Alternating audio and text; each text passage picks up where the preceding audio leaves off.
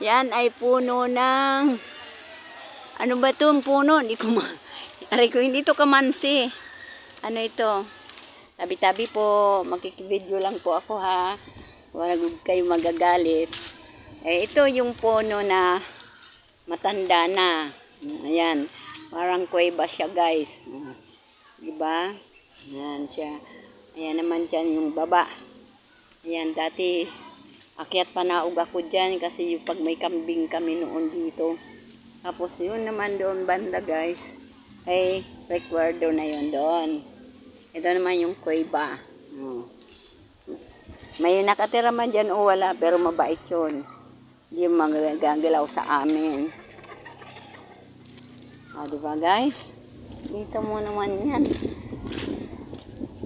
Diyos ko, pag umaga, alawak ng winawarisan mo, Rose. Pag umaga, alawak ng winawarisan mo.